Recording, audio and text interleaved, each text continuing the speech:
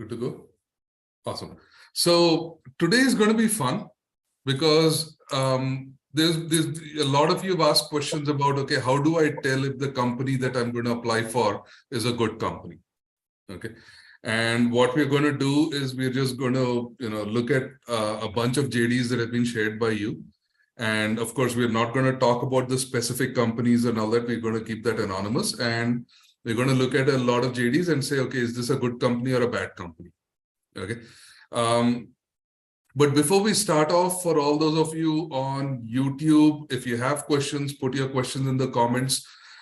We have somebody looking at the YouTube channel, and they will summarize all the questions, send it across to me so that I can answer it after my presentation. So let's start off. So Shravani, do you want to share the first slide that we have?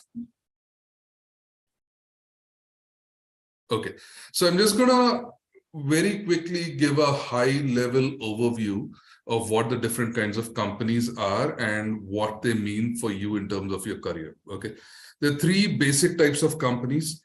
The type 1 companies are companies that are about 30 to 40% of all the companies that are out there in the market, right? These companies are not aware of what UX is, and they don't really care about what UX is. And so they have a fairly simple thing, either I want to get my visuals done or I want to get somebody to do coding or whatever. They have very simple expectations, and that is what they're trying to go after. Okay. So generally, there is a very high demand for such kind of people. Again, given that 40% of all companies are this type of companies, you will have a fairly high level of demand. And in terms of the number of people that qualify for those jobs are also equally available. And again, keep in mind that when we talk about demand and supply, if there's too much demand, but there's not enough supply, that's when the salaries go up, right? If there's not enough demand, but too much supply, then your salaries go down. And if the demand and supply are kind of balanced, then, the salaries are fairly kind of low. It's like it's a fairly stagnated kind of a space because, if you want to hire and the individual is available, why would you want to pay more or compete with some other company? So that's where it's a fairly simple kind of a formula there. And when you look at type 2 companies, this is almost about 50 to 60% of the companies that are coming through. And interestingly enough, this is especially within the Indian ecosystem, I see VCs are actually becoming very aggressive in terms of educating their portfolio companies about what is good UX. And a lot of these VCs have spent time around the world, and so they bring in a lot of those perspectives from other parts to India. And they talk about, this is what UX is. You need a UX person. And so it's fairly clear. But the companies really don't know how to build and manage a UX team. So they know there is something called UX, but they don't know how to build it. And generally, the demand is also still fairly high, especially in today's market when you're talking, the amount of money that's being spent by VCs and the amount of new startups and all that stuff. In fact, it's not even that. Even service companies like Wipro and all this, there is a significant demand for people with, who understand UX. So even, companies like Wipro, just so they went and purchased a company, I believe it was Netherlands, called Design It, right? Because they realized this is what it is. I understand how valuable UX is, so I'm going to just go do it. And so that's what it is. So there's a clear understanding of what UX is, but they don't know what the systems, process and all that, and they're kind of evolving. So generally, when you look at the bottom side of type 2, they don't know, they're still figuring it out. Whereas on the top side, they know, okay, they've made a lot of mistakes and experiments, and now they know what it takes to build a nice design team, and they're now evolving into that role. And in this kind of an ecosystem, there is a significantly high demand. Supply is, reasonably available. And so conversely, the salaries are also reasonably good. Right? Now, when you're talking about type 3 companies, they know exactly what good UX is, they know how to build it, and they're willing to pay for the talent. Now, these kinds of companies are about 5 to 15% of what's available in the market. So the number of companies are few, but the amount of supply is significantly fewer. Right. And so there is a lot of competition in the market for type 3 talent as well. So within type 3 companies, there's a lot of competition. And so the salaries generally are very, very high. compared to type 2 or type 1s. All right. So with that said, if you have any questions, feel free to ask them here, or I'm going to go on to the next step. And so what we're going to do after this is we're going to look at a bunch of job descriptions that you guys have shared, obviously without the company name, because we don't want to name and shame people. And this is the other thing that I also want you to realize, as you know, even within the same company, right? This could be a very famous company, and I've shown examples of that before, but this could be like some of the top 5, top 10 companies that, everybody assumes that they have, amazing design culture. Even those companies might have bad job descriptions and good job descriptions, depending on which team you're going into. So again, we are not trying to say company X is bad or company Y is good, but rather, is that specific role that you're applying for, is that good or not? Okay, that is what we are looking for. So any questions or thoughts before we start our exercise?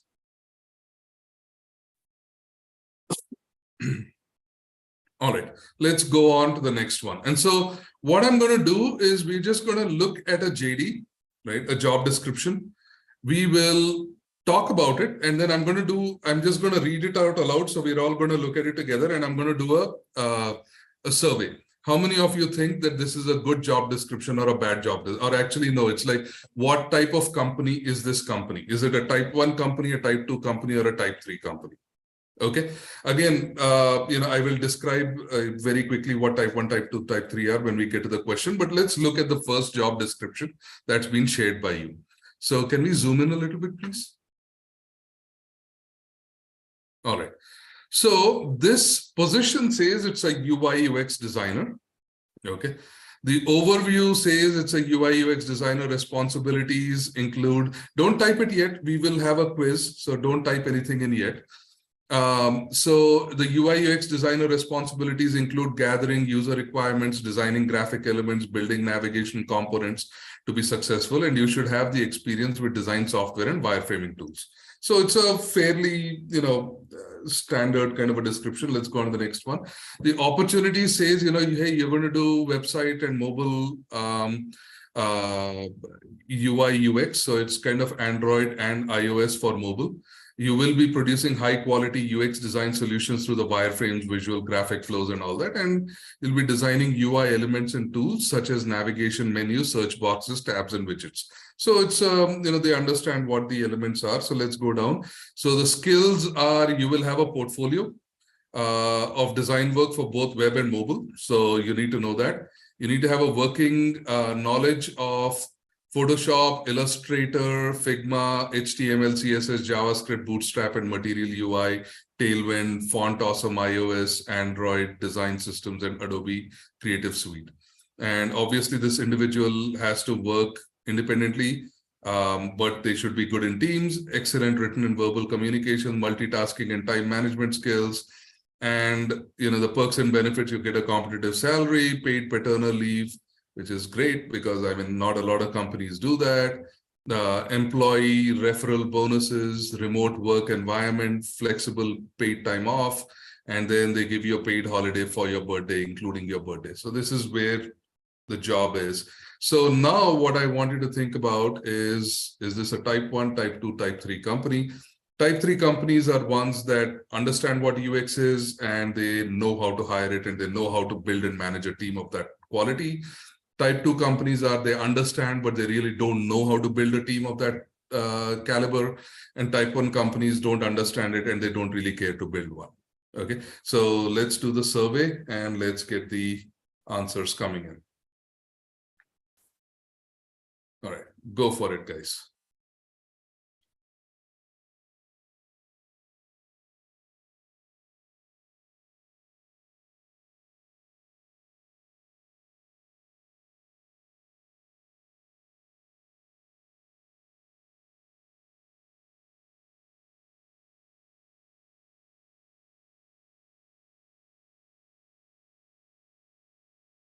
All right. So if you've answered type 3 or type 2, I would love to kind of get your insights. So, if you've said type 3 or type 2, just unmute yourself and, just raise your hand so I can see you, and then we can call on you.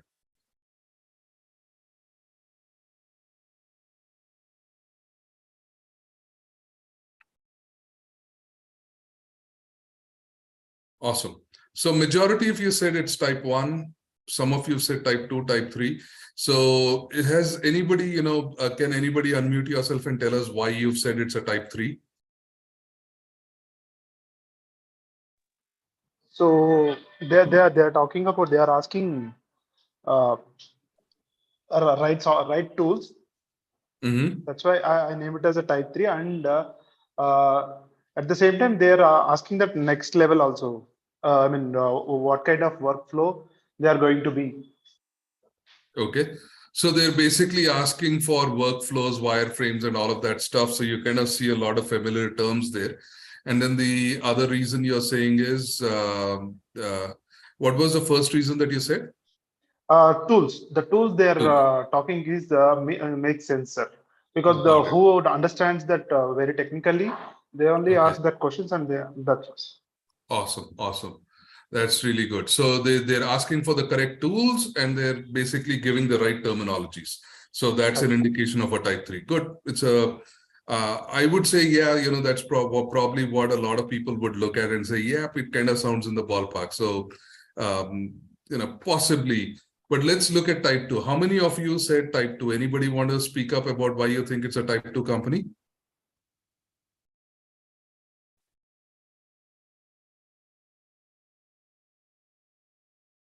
Yes, sir. I said type 2 company. Why would you say that?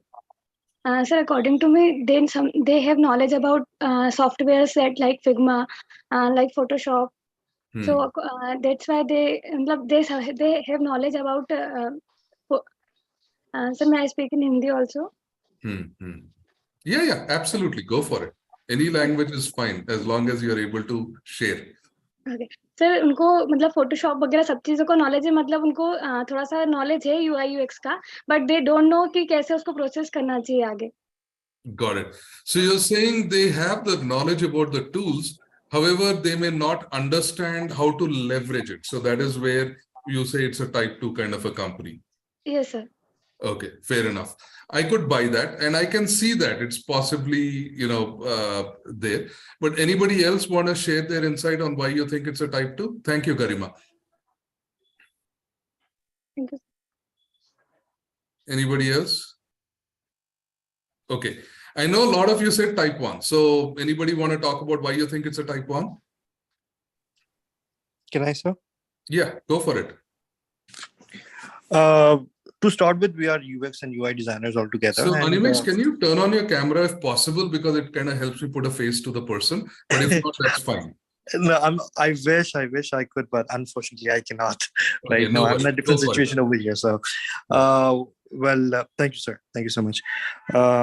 So start with the reason I do not think it's type 2 or type 3, and it's type 1. Because we as UX and UI designers, we mostly deal with the research work, and then coming down to the kind of wireframes and we create, and then we go ahead and create the visual designs. The whole process is so hectic. On top of it, when the person is using technical terms like you have to understand how JavaScript works or how those kind of works, that is totally irrelevant of a job description in UX. Okay, so those things I think should not be there or would not be there for the companies like Google or Microsoft, because they will not ask that you should have an idea of the backend or you should have the idea of the those programming languages. Because I feel those companies come into the category where they know how to build a product and they know how UX works. Okay, so that's why I type 1. Okay, so you're basically saying that given the fact that they put programming requirements in there, it makes it a little bit suspicious for you. Is that right? Yes. Okay, cool. Go ahead, Pooja. You have something to add? Yeah, by looking at the job description, it is more of like a UI or a graphic designer job, because Photoshop, illustrators, we really don't use. And if we have to do research work, then anyways, these tools are not useful. They are adding Figma, or even though they are adding any other UI related tools, or is not matching up for a UX job. And again, the same as Animesh said about the coding languages. And secondarily, the job description is exactly, it is not clear what they want. Yes. According to and I think that probably is a larger one, right? Because what is it that you really want is not clear on this. So let's actually break it down. The way I would look at it is we go up to the top. The first flag that I have is somebody is saying it's a UI UX designer. No type 3 company will ever put the statement saying I'm looking for a UI UX designer, right? Usually type 3 company will say I am looking for a user experience designer. So that's actually, they will take the pains to say it end to end, right? Or I'm looking for a product designer where they will define what that designer is expected to do, which is product designers is a new title that's coming out or that I've seen in the last few years. But even then, they will clearly state that. But UI UX, it's almost like saying, a doctor compounder. Nobody says I'm a doctor compounder, right? A doctor knows how to, make the medications or give a shot, but the doctor never says I'm this and this, right? The same way you're either UX or you are UI. Once you start putting those, you realize that, yeah, at best, it is probably a 2 or a 1. So those are the 2 possibilities that you have in front of you, okay? Then when you are looking at, okay, so this person says, okay, I want you to put designing graphic elements, right? The moment that somebody says designing graphic elements, now in no UX role would you say designing graphic elements, right? You would say designing components, right? Or you might say, create an aesthetic experience, right? Or focus on the aesthetics. But when you say designing graphic elements, it's too narrow a scope to kind of define that, right? So there seems to be like, there's a very narrow scope. And so this is one of the things that I kind of have trouble with is either the description is too vague or too focused, right? And that is where it kind of helps me kind of, there's a risk in my mind when I look at this, okay? And you say, gathering user requirements, okay, that's exactly what a designer does. Designing graphic elements, yeah, a designer does that, but it is too focused at a lower scope. And so, and then building navigational components. So that is also too focused. Why would you build navigational components? What problem are you solving? So if somebody's looking for a UX designer, they'll tell you what problems you are expected to solve, right? I want to help people navigate seamlessly across my product.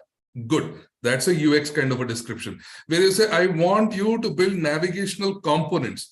That's actually like the scope of the work is at a widget level, right? So there's a difference in there. So you are either designing experiences or widgets. At widgets, it's not an experience. So that's where the bigger problem is. So gathering user requirements, good. It's a UX thing, but designing graphic elements and navigation components is talking about widgets. So there's a problem there, right? Producing high quality UX design solutions through wireframes, visual graphic designs, flow diagram. And this is something that is very interesting. So I talk to a lot of founders as part of my job role. And a lot of times people will come and say, hey, Prasad, do you know anybody who is really good at Photoshop, who can do good graphics? And we have this product that we're working on and I'm looking for somebody who can do good graphics. I'm like, yeah, but graphics is probably not the only thing. So, but anyways, can you send me a JD? I will share it within the community. And they will send me a JD and the JD is like, this guy is going to do requirement gathering, this, and totally looks like a UX job. And I'm looking at that. I'm like, okay, where did you get this from? So, oh, we just did UX search for UX online on the web. And we found a JD that kind of looks good. And we took that JD, copied it, changed our company name and sent it out. Right now, that is probably what happens in a lot of situations where somebody is looking at 4 or 5 JDs and copying and pasting different components. That's where you see a lot of this confusion. Now, the other flag that I see, okay, is this. It's okay to say, I want you to kind of focus on 2 different platforms and all that. That's fine. But when you start saying HTML, CSS, Java, Bootstrap, Material, UI, well, what are you really trying to do with that, right? Do you want me to be aware of it so I can communicate effectively with engineers, or do you want me to do the work, There's a difference in that, and it is not really clear. So when you start looking, and then, of course, when I look at the perks and benefits, they're actually pretty decent. Okay. However, when I look at the job description itself and the requirements itself, I am not really sure what this company wants me to do. And I would suspect that the company themselves don't know what they want you to do. So then the question is, if you join a company like this, let's say you apply for this company, you get hired, and the company is even willing to pay you what you want as a salary. The question is, well, who's going to mentor you?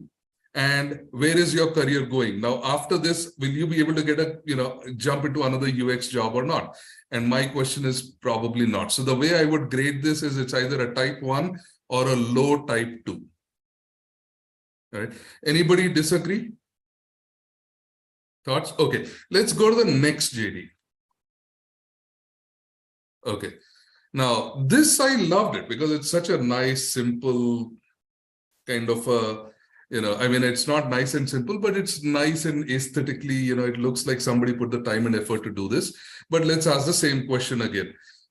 Responsibilities, sitemap, wireframe mockups, mindset to make users' life better, understand the core difficulties and devise creative practical solutions, right? You want to facilitate clients' digital product visions by designing wireframe, sketch, prototype, and mockups, collaborative design with other partners, which is product management, marketing, technical architects, and all that. You want to present effective user stories and journeys across multiple devices. You want to administer and collect user acceptance testing and perfect design if needed. Iterate the complete product system and culls out areas of improvement for better user experience. Okay.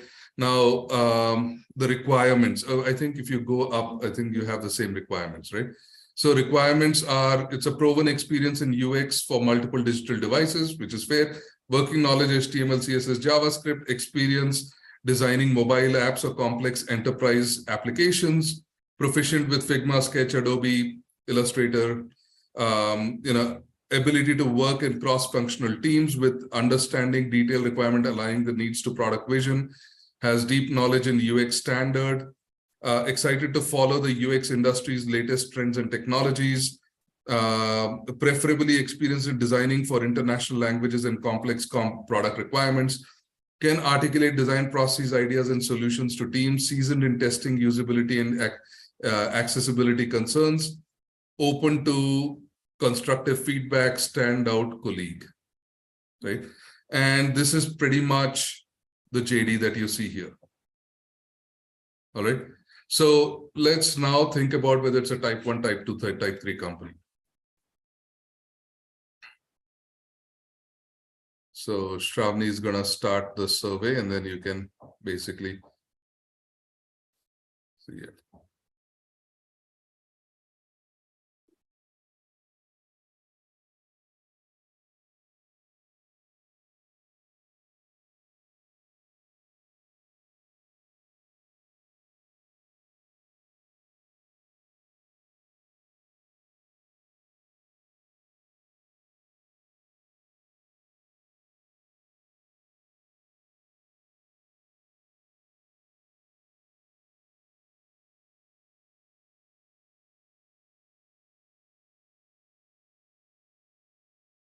And I think, the skill of looking at a job description and figuring out what kind of a company it is, what kind of questions you want to ask when you're interviewing is a really important skill. Because, at the end of the day, when you're interviewing, you don't ask the right questions. It might turn out it's a great company, but you misunderstood it. Or it might turn out to be a really bad company, but you didn't ask the right question that you couldn't kind of decide whether it's and you joined the company, right? So either ways, there's a risk. And so this is one of those skills that you want to be able to look at it, understand what they're trying to do, and then you work your way through it. So majority of you said it's type 2. A few of you said type 3, and a few of you said type 1. So I'm really curious about the folks that said type 3. Anybody want to step up and tell me why you think it's a type 3 company?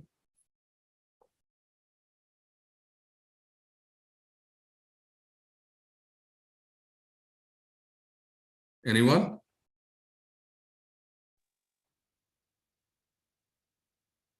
They're talking more about the design, sir. Particularly when they are talking about the talking all the tools. They are not particular about the this is the tool you have to do, but they are talking more about the process. Okay, so that's why, because if they're talking more about the process, they would say it's a type 3 company. Is that right? So they understood the how it has to be at the end result. So their expectations. So they have a clarity in that way. Yes, sir. Awesome. Okay, good. Anybody who said type 1? Does anybody want to go? Kevin, go ahead. Yeah, What did you vote for? Type 1, type 2, type 3? What did you say it was? I did not put type 1, but I have a question that they're saying you have to collab with visual designers. So that is the problem now. What do you mean? Because it is a UX role, right? Okay, so what does it say? It says you have to collab with visual designers and product managers now. Okay. So that's a problem, right? Why? Why would that be a problem? Because see, they're saying UX designer, right? And then again they're saying you're not being very specific with interaction design. Yeah, you could be an interaction person as well, isn't it? Oh, okay. So, I mean, a job description that is looking specifically for an interaction designer would say, well, you'll collaborate with researchers and visual designers. Yeah. So I don't think that's anything bad in that. I mean, I'm glad they're saying that. That actually tells me that they know the difference between interaction, visual, or research, or at least I'm hoping it tells them the difference between those other disciplines. But yeah, it's not bad. But I assume the title is UX designer, right? Yeah, even if the title is UX designer, maybe, and I think that is where the interesting concept comes into play is, well, what is the difference? How, and that's a question that you can ask when you're interviewing, right? Well, what is the job role of this guy, right? So what do you think a visual designer does? And that's where you can get the clarity in terms of when you do your interviews. Okay, thank you. Okay, and that's why I said, a lot of times when you look at a JD, it might be, you may not be able to reject it offhand. You may not be able to say it's a type 1, type 2, type 3 company, but you should know what questions to ask so that you can confirm which type of company it is. Okay, cool. So anybody that said this is a type 1 company, does anybody want to share what you think?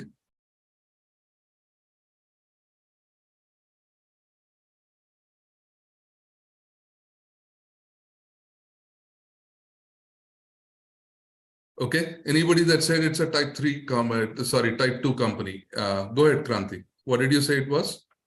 I said it is type 2 company. Still, okay. Hey, Kranti, if you can turn on your camera, that'd be great. So we can put a face to the person. Yeah.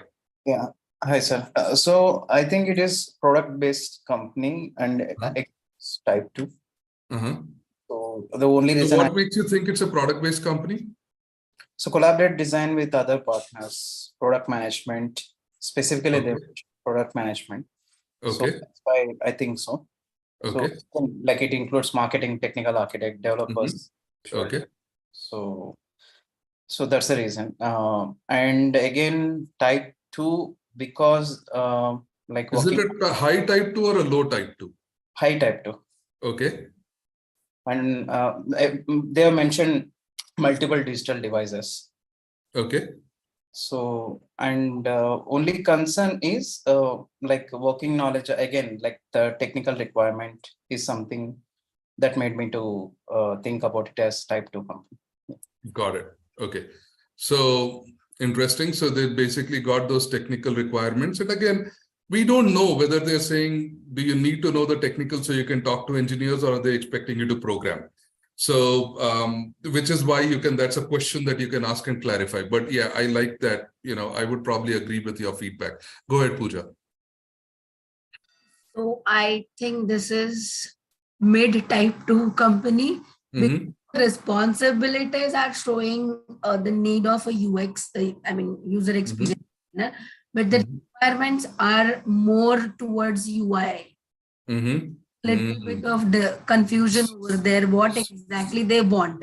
And in this JD, the job description, what is the requirement? Do you need a UX designer or it is not yet mentioned, or maybe we are not seeing it here. Right.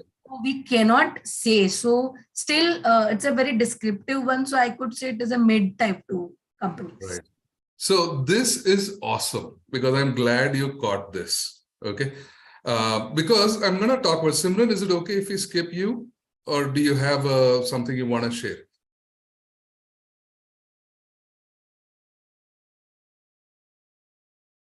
Okay, no worries. So here is some interesting hints. Okay. Now, this to me seems like it's a design studio. Okay. The reason I will tell you is this. It says right below, it says facilitate clients' digital product visions by designing wireframe, sketch, prototype, and mockups. Right. So clearly they're not doing it for themselves. Right. They're doing it for a client.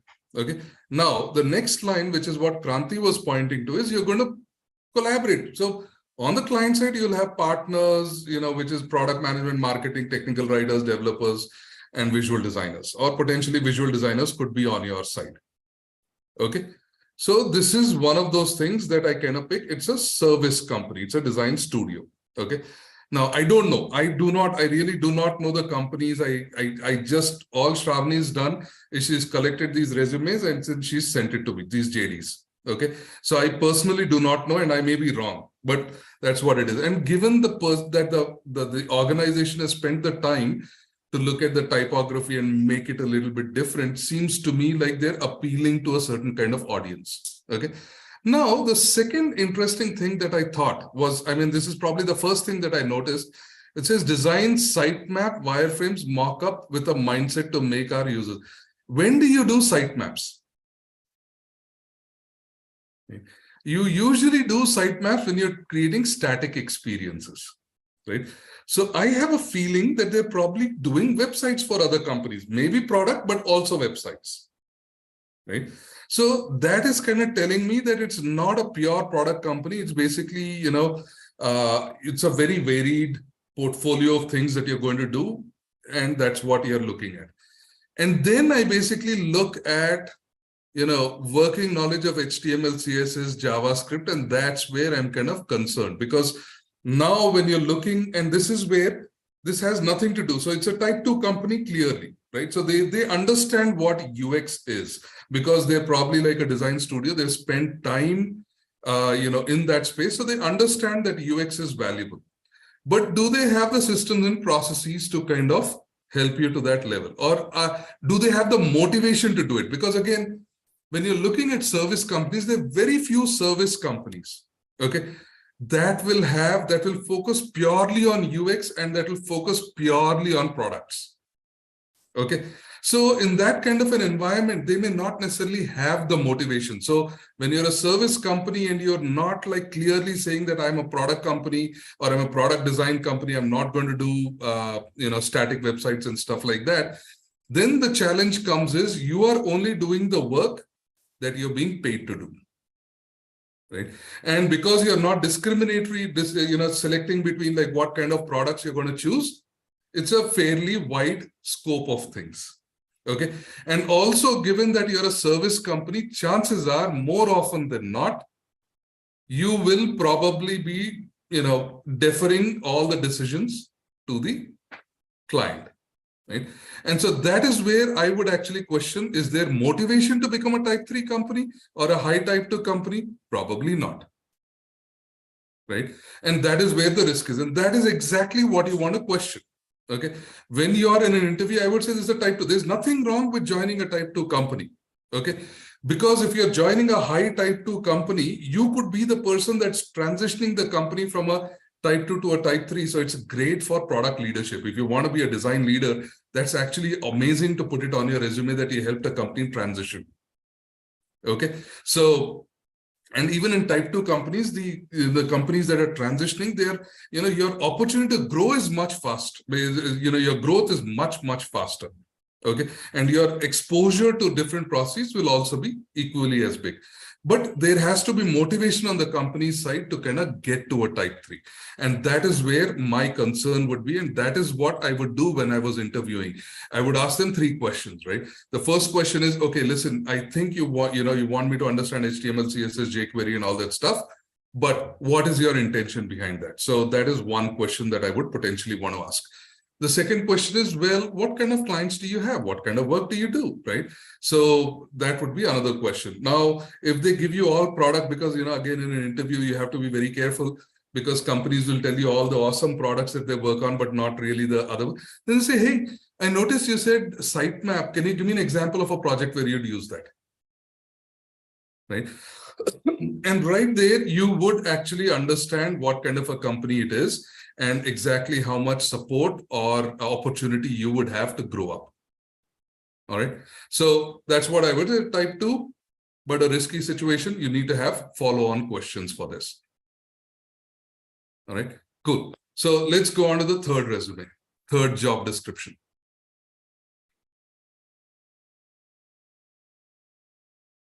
Okay, so here's one.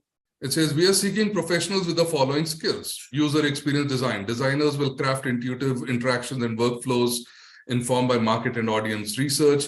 Design researchers will specialize in discovering, analyzing, and communicating user needs.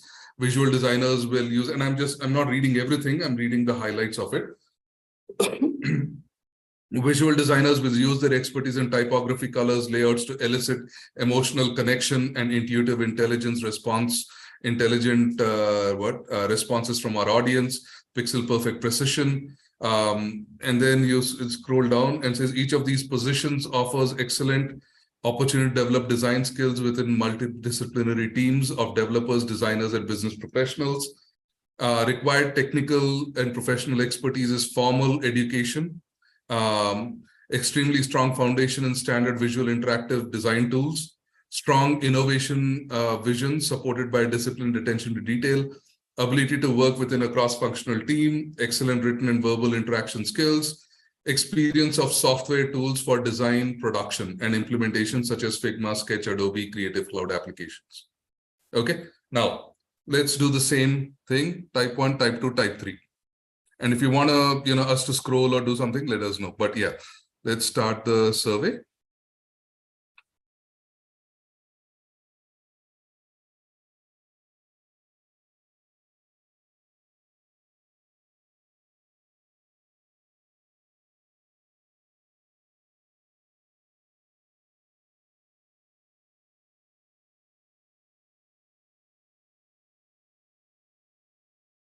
All right. And guys, if we have any questions on the YouTube, please do pass that across to me as well.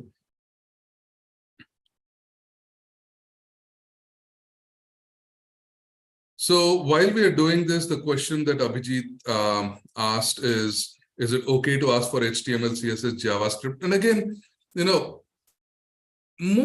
fact, every type 3 company will know one fundamental fact, right?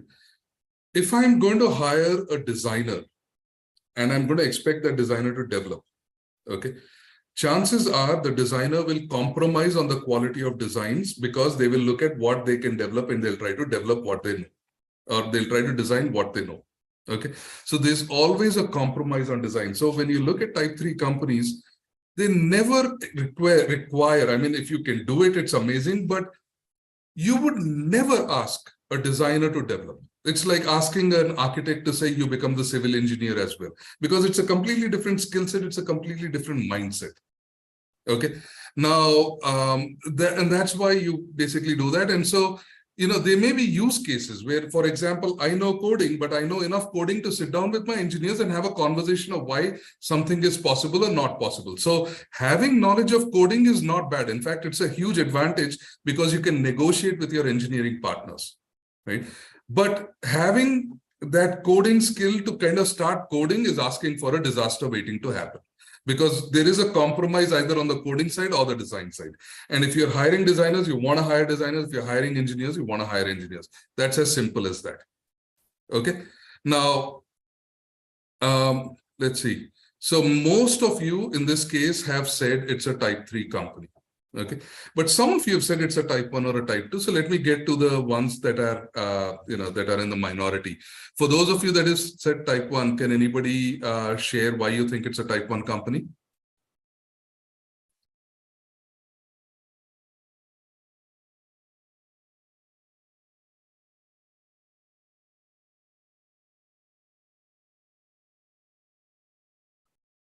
Anybody?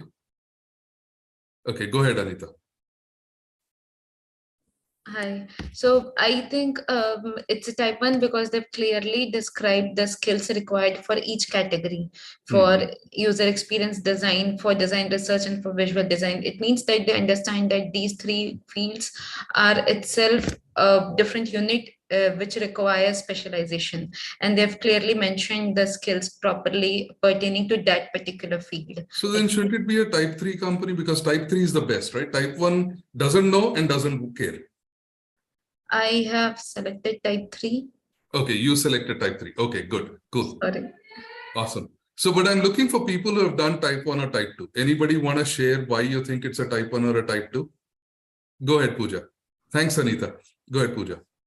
So I again feel this is a type 2 company because they are giving a clear indication about what research work they want, but again, more emphasis on visual design.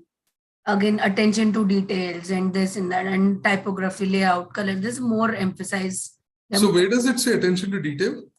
It's written down. Required. Attention to strong, innovative vision supported by disciplined attention to detail. So I would argue that's not actually a bad thing. In fact, whether you are it is a good thing. Sorry, so yeah, then why is it type 2 then? It should be a type 3. Because now they want not only user experience design, they want who can work with UI also and UX also. It is not clarified. No. Attention to detail is not a UI domain itself, right? Attention to detail might also be like, let's say you're a researcher and you're identifying, you're able to look at the subtleties of the data that are coming at you. That's also attention to detail, right? Yeah, that is right. But then again, they want, I mean, they have written about the tools also. Like, so that's what I'm saying. It's not clearly indicating about UX design role or a UI designer. They want both. So maybe it comes into type 2. If it is a type 3 company, they will specify what kind of candidate they need. Okay. Amongst the type 2, is it top or middle or bottom? I would say maybe middle or top. You think it's a middle or top? Yeah. Okay, cool. Thanks, Pooja. Go ahead, Kranti. What's your thought? Sir, I have a question actually related to that, what Pooja is mentioning. So even though they're specifically asking about execution level things, and as I observed, they asked about visual design research and UX together. So I'm thinking like designer who can do all these three things. So I believe is it like type 2 companies will hire, I mean, whoever hire like UX designer who can do multiple things, or else will come into type 2, or else who will hire specialist UX designer will come to type 2. Generally, type 3 companies go after specialists. Yeah, that's my question. Type 2 companies will try to go for combination folks. Okay. And again, when you're looking at type 3 companies, for them, the simple logic is, I do not want to compromise on the quality, right? However, even type 3 companies, for example, hiring in India is a slightly different ballgame altogether. Okay. So because when you're hiring in India, you want to get ideally a hybrid designer. So it might be an interaction visual combo, or interaction research, or research visual, some kind of a combo folks, because you generally, if you have combo folks, then you know that there's a crossover and there's an opportunity to do better work. If somebody is coming in purely as one thing or the other, the risk of, because you don't have exposure, the risk of going wrong is a little bit higher. Okay. So, but again, a type 3 company can, I mean, both strategies work in India. It's like looking for specialists if you have the processing, the checks and balances, or looking for combo folks who are like, capable of doing more. It's like, that's fine, right? But the company should understand, okay, this person is capable of this, so I'm going to make this person play in that. It's just like cricket or football or soccer or whatever, right? So you understand your players' strengths and you put them in the appropriate position. Understood. Right, cool. So, all right. So now we have a couple of questions, I think, from YouTube where, let's see, in fact, Achyut asked, I want to know how important it is to know the creative suite for UX designer. It's not, well, if you want to have a specialization of visual, you want to go in as a visual specialization person, absolutely, right? You need to have mastery over some tool, whether it's a creative suite or whether you are, whether you have illustration skills or whether you have skills in Figma or Sketch or whatever, it doesn't matter. The tool itself doesn't matter as long as it helps you communicate what you want and helps the artifacts to get done. So the creative suite in itself is like, should I know that suite? Nobody cares, right? Should you, I mean, every company will have a preferred toolkit. Okay. So, some companies might say, I'm going to use Figma. Some companies might say I use Sketch. Somebody else might say I use, Photoshop or whatever. And so what they would try to hire you for is, okay, do you have that skill so that you can very quickly pick up the skills within our org? But my argument is, listen, today, all of these tools are so similar to each other that there are very easily transferable skills when you go from one tool to the other. Now, there may be certain elements that will be specialized for that specific tool, but it's not hard to learn. I mean, it's probably like, a week to figure out what those specialized elements are, and then you're good to go. But, transferring skills from one tool to the other is relatively easy. So Achyut, as far as you're concerned, it's like, Creative Suite is not mandatory. It's important to know some tool, but not that specific tool. All right. So now I think I'd like to go to the next, the component here, right? I would actually argue that this is either an extremely high type 2 or a type 3 company. Okay. The reason I would say this, there are a couple of things that are very, very interesting. Okay. Now, the first one is they clearly differentiated those different roles. Okay. So now the question is, UX designers will craft intuitive. Now, that's one question that I would have is, what's the difference between UX design and design research or visual design? There's a difference. So what is the difference? So that's where I would actually deep dive into it. So typically in the form of sketches, wireframe, industrial designers with strong interaction design skills. So basically what this role is asking for is UX design is basically looking for strong interaction designers. But do they have an interaction design role at the bottom somewhere? No. So that's what they probably meant. So when I look at it, it's like, yeah, so interaction design and UX design, they've used it interchangeably. Now, in my book, whether you're visual, whether you're research or your interaction, you are a UX designer, right? It's just a different specialization. It's like saying, somebody's a cardiologist versus somebody is a orthopedician or whatever. So regardless of what the specialization is, you're still a doctor at the end of the day. And that's what I look at it. So whether you're doing design research or visual design, they're all the same. They're all come under UX, but different specializations. So now what I really appreciate in this is this. Now, they do expect people to be delivering stuff. So when you look at the visual design, yeah, you're going to give pixel perfection, you're going to give expert skills in software tools. Yeah. But notice they never said, I want this tool or that tool in the beginning, right? They said, whatever tool you want. Okay. But that's where you said, I want pixel perfection in a software tool for design. That's it. Now scroll down. Now, this is also something where they have recognized. They said, yeah, this individual is going to work with, developers, designers, business professionals. Okay. That is interesting because now those are the key stakeholders in the game. So they've appreciated that. Okay. And now when they say, I want formal education. Okay. Now this is interesting is this is one of those jobs that's actually asking for industrial design also. Right. So it tells me that they are valuing diversity to a certain extent, because they're not just saying I want visual interaction research, they're actually saying I don't care.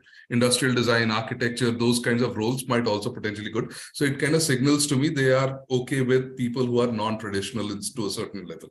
Okay, so extremely strong foundation in standard visual and interactive design tools. Again, they haven't mentioned the tools. They want you to be strong foundations in there. And then strong innovative vision. So I like it, right? So again, remember when I keep telling, when you're listing out stuff, it's always in the order of highest to the least important. And so when you get to the last bullet point, it's tools. Okay, so tools, as far as I'm concerned, like even the way they look at it is like, you know, I don't think it's that important, especially when I look at everything. It looks like a very well thought through, reasoned kind of a job description, which tells me it's either an extremely high type 2 or it's a type 3 company. All right. So go ahead, Pooja. You have a question? I didn't understand one thing, that why it is written UX or industrial design. And industrial design is in my opinion, it's a different field, but I mean, how they're relating to UX, I didn't understand that. Yeah, so industrial design still, I mean, no matter what design you do, right? When you're designing a product, okay, industrial design is about designing tangible products. Yeah. Okay, so how it feels, how people will use them, you have to go through the same experience, right? How will you interact? So they still have their own versions of interaction, visual and research components. So it's very similar. I mean, even if you go into other allied design disciplines like architecture, it's a very similar component, right? Very transferable skills. Or if you go into service design, again, it's very transferable skills. And so I kind of see that as, yeah, if they've done interaction in industrial design, it's actually a very easily transferable skill. And in my book, that's a positive because they're looking for diversity. Does that answer your question? Yes, thank you. Good, awesome. So Abhijit had asked, Abhijit, do you want to unmute yourself and ask the question? Okay, go ahead, Shrikar. Yeah. So my question is, Prasad, why should we consider this as a high type 2 company, but not a type 3 company? Because, I mean, it can be type 3 company because of two major reasons. One is they have clearly defined the specializations involved, right? Right. And the second point is they have understood that the UX designer should be working with a cross-functional team, communicating to the developers, let's say product leadership and so on. So why can't this be considered as a type 3 company? I mean, high type 3 company, because I mean, they can be a doctor. At the same time, they have to know their skill set, and accordingly, they have to choose the specialization, right? Right. So what I'm curious about is, do they have systems and processes in place already? Okay, that you won't know until you ask somebody, right? Because there is no indication of systems and processes. All I see is descriptions. So potentially, what is stopping this company from actually, I mean, very recently, there was a huge thing that exploded on LinkedIn, right? Where one company copied another company's JD and forgot to change the name of the company. And so company A said, you know, you have to design this product for company B. And it was like, what are you doing? They just copied and pasted. So we don't really know that, right? But just by looking at it, I can tell, yes, they seem to understand, they seem to know it. However, I would still want to talk to them to understand, well, what processes do they have? Or do they have any systems in place that kind of make sure that, you know, you are working like a type 3 company? Or how, you know, am I going to be very focused, or am I going to be expected to be very diffuse across different responsibilities? So those kinds of questions will kind of help you. But my gut feeling is it's a type 3 company. But, you know, I would still want to ask those one or two questions to kind of confirm it. Got it. So can you identify a subtle problem here where even if a type 3 companies does not know how to put a job description? Is that a problem that we can identify at this point of time? Absolutely. I mean, type 3 companies, it's very interesting, right? So there was this one type 3 company where I was talking to their one of their VPs. And this guy was looking at it. It's like, we're still not getting the quality of talent that we're expecting. Okay.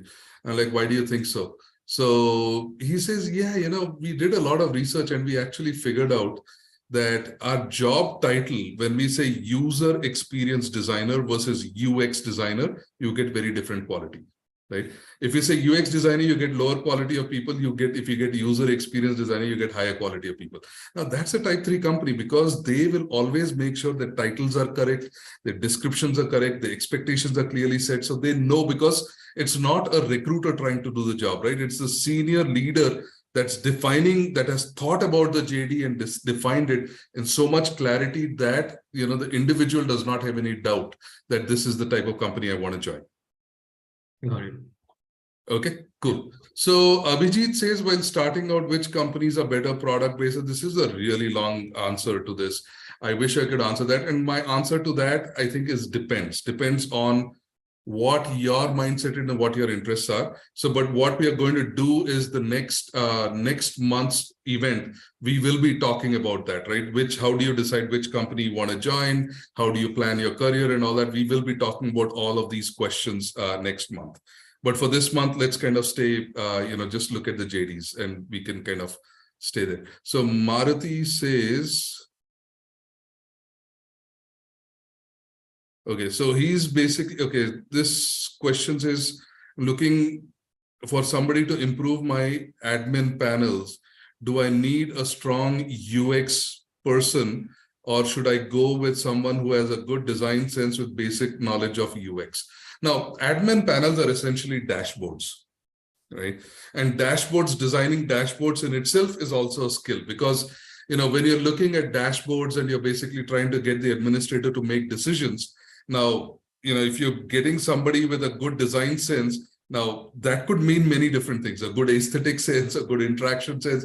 You want somebody who basically understands what are the decisions that need to be made out of that, what are the constraints for those decisions, and you need somebody to be able to create the dashboard in such a way that the correct information is consumable and the decisions are correctly made.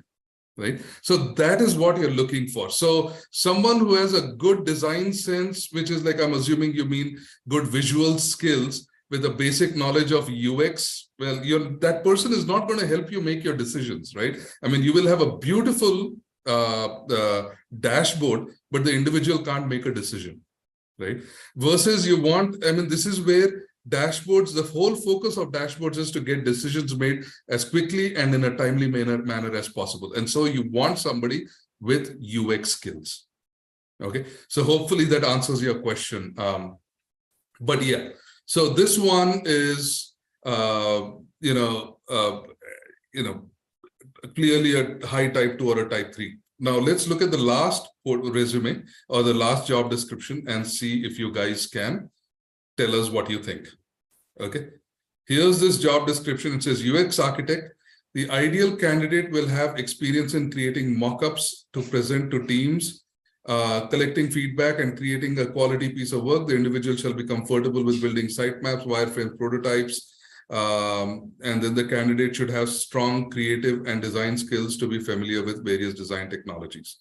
Qualifications: bachelor's degree in user experience, design or related field, 10 plus years of experience in UI design, strong communication, InVision and programming languages. InVision is mandated, it's compulsory, and the job role is in Greater Noida, which is kind of Delhi or Bangalore. Okay, type 1, type 2, type 3. Let's get the voting going.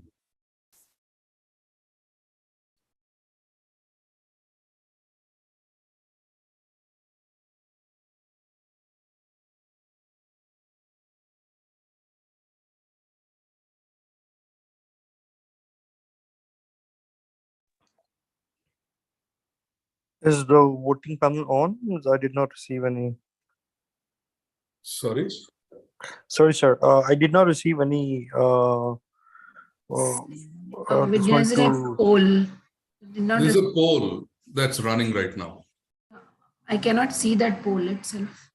It's probably either under your screen or somewhere, or you probably didn't close the previous poll or something.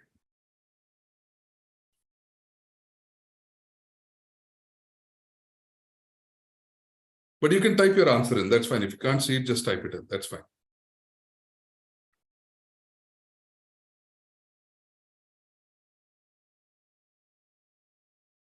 All right. So if you look at it, a majority of you basically are torn between a type 1 and a type 2 company, and there's a small minority that says it's type 3. So I would like to kind of ask the type 2 and the type 3 folks, why do you think it's type 2 or type 3?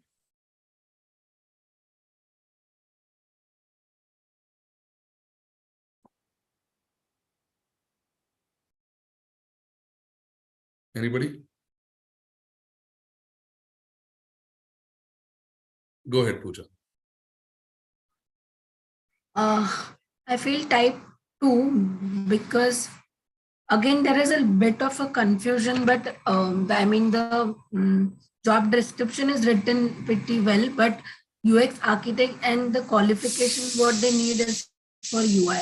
I mean visual. Mm-hmm. So again there is a bit of a confusion, but still more I mean explanation is there. So I would still say, and they one thing which I didn't understand, if they need a 10 years of experience and yet there is a confusion in the requirement of a candidate.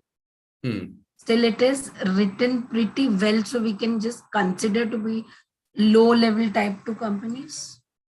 Okay, all right, I could buy that. Anybody else?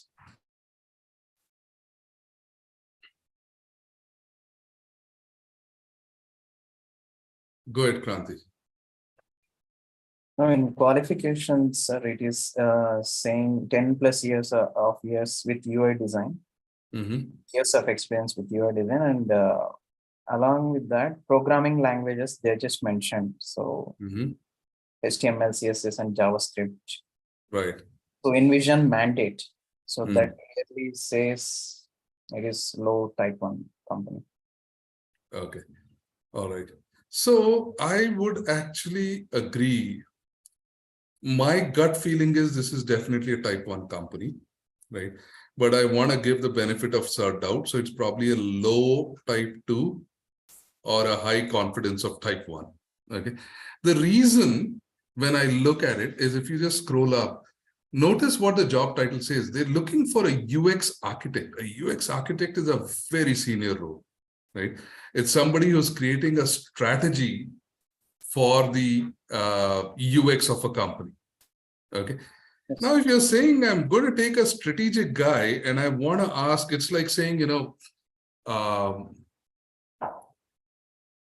know how else to say, but you want a director of design, but you want them to do Photoshop, right? Why would a director of design do Photoshop? They're managing people, they're creating strategy, they're doing all of that stuff, right? And so when you scroll down and clearly this person says, InVision is mandatory.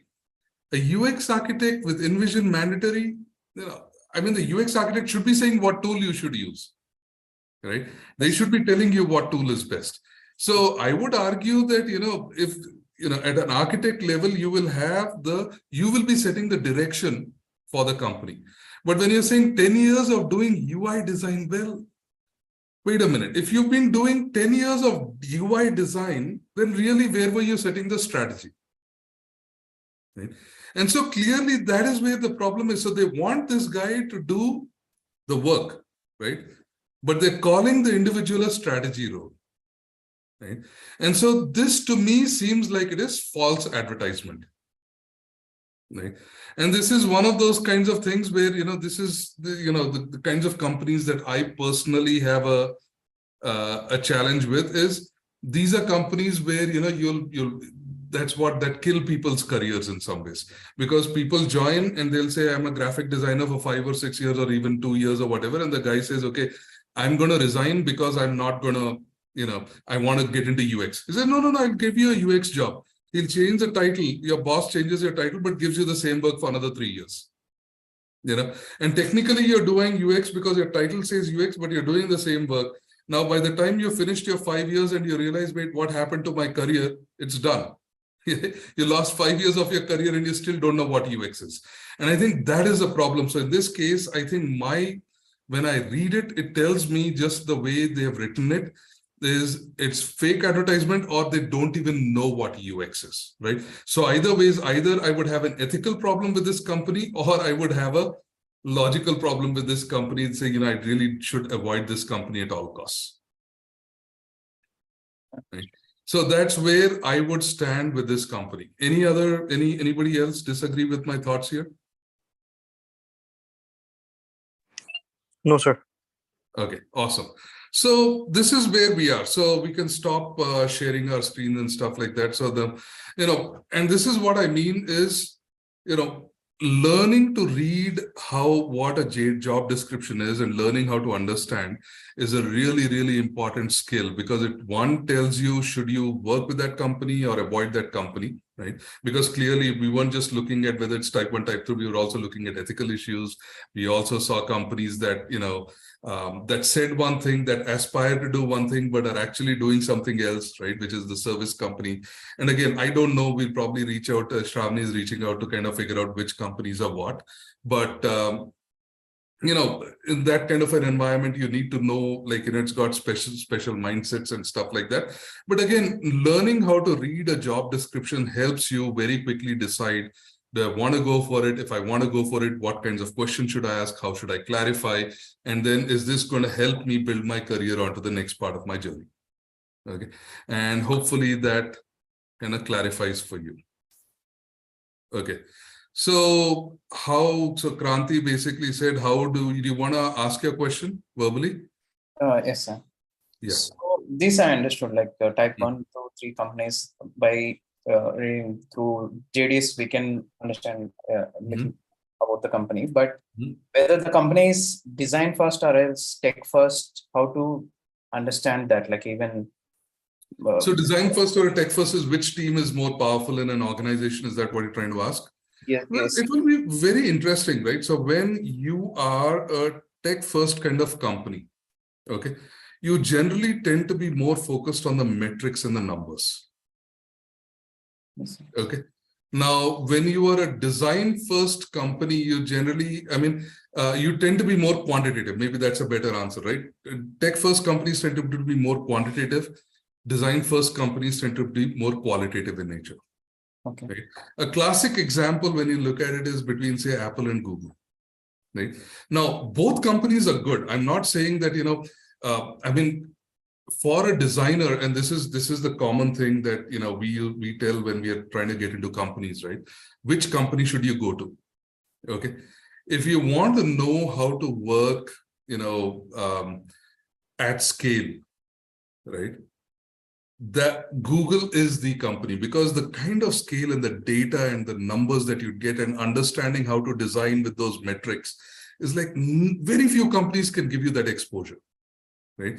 So they are insane when it comes to that. In fact, like there's this, article where, Google wanted to decide which color they should put on the search result page.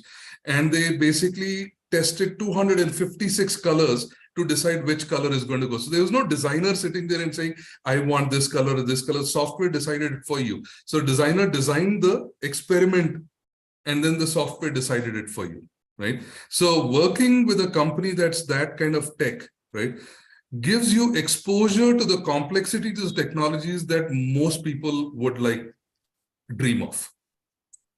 Right. So absolutely. Now, if you want to work, if you want to be work in a very systematic manner, structured manner and all that, Microsoft is awesome, right? Microsoft is a company where their program management and product management is beyond to the next level. Right? The way they structure, the way they plan and all that, that's an amazing company if you want to learn those skills, right? If you're looking at design and you want to think about design aesthetics and you want to think, Apple is one of those companies, right? I'm not kind of sure whether they're there today, but it's traditionally been one of those companies that have been a designer driven organization. Yes. Right? And culturally, that's how they're aligned. So if you want to understand how to break the mold, think beyond, push your limits as a designer, that's where. So there's no good or bad answer. Should I join a tech company or a design company? Each one will teach you different things, and knowing your strengths and weaknesses will help you kind of specialize in those areas. Understood, sir. Okay. So, but personally for me, what was interesting was I have always enjoyed working in tech first companies. Okay. Right? Because I have a bachelor's in computer science. I've done most of a master's in computer science. And so I do coding for a hobby. if you think about it, right? And so for me, I'm always excited about tech stacks and how I can, connect the tech stack to design and, how to be a better designer from the tech perspective. And so I love those kinds of companies. Now, that's where you look for what your, preferences are and what your unique strengths are, and then you will shine in that space. Okay. Cool. Go ahead, Maruti. You have a question? Yes, sir. So definitely, whenever we are looking for an experienced guy, we have to go with a fact check. And have you ever seen that any startup is solving this in any way, like by maintaining lean teams? By maintaining what teams? Lean teams. I mean, or taking senior help only for the mentoring, and except they are handling. Do you have any suggestions in that way? Simple, sir. Hiring a senior guy, particularly for the full time, is definitely is not easy for the startup, particularly. Right. Yeah, I understand. So as a founder, you're basically as a product founder, and I'm glad that you are part of this ecosystem because, you bring a different perspective to the table in terms of how you should hire people. So your question is, how should you strategize the hiring process? Right? No, sir, a combination. Hiring is a full time, but the combination of taking mentoring is also, or 1 hour, or a part time, or a weekend sessions, or whatever the combination. Right. So see, I think this is what you need to kind of approach, right? You talk to a senior level person, maybe for like 4 or 5 hours or 6 hours, and list out what are your user goals, right? They will sit down with you and they'll bounce ideas off for you, okay? And you can basically get a consultant. So this is where you can do the wireframing, right? Most of the wireframes are like, what are the decisions you're trying to make? You can set the criteria when you're working with the, with the senior person. And then when you get a junior person or, whatever, you can very quickly hold themselves accountable. But the risk there is this: you start having a lot of communication lag, right? Now you're taking some feedback from the senior guy, now you're converting it into some kind of requirements, then you're taking it to the junior person, then you're applying one level of filter, did this person do this or not? Now you're taking it back to the senior level person. My argument is, if a senior person was looking at it, right, just, you may pay more, but you're paying for like what, maybe 4 or 5 days or a week worth of work, right? And then as far as the visuals are concerned, and this is where, use some toolkit, right? Use some UI toolkit and just develop it from there. Okay. There are a lot of graphic toolkits. Now, I'm trying to think about what the name of the website is. There are websites that actually give you complete visual toolkits already done for you. Right? You really don't need to invest in that, and that will help you speed up your process. Okay, now let's connect, I'll try to remember, and maybe I can put it on the YouTube thing, but I'll also try and send you a message if I remember the website. It's called UI8 or something like that. Is that, you guys remember what the toolkit is? So let me just type it in, UI8.net. Yeah. So this is the website that says UI and the number 8. Can you just share your screen, Shravani, and see?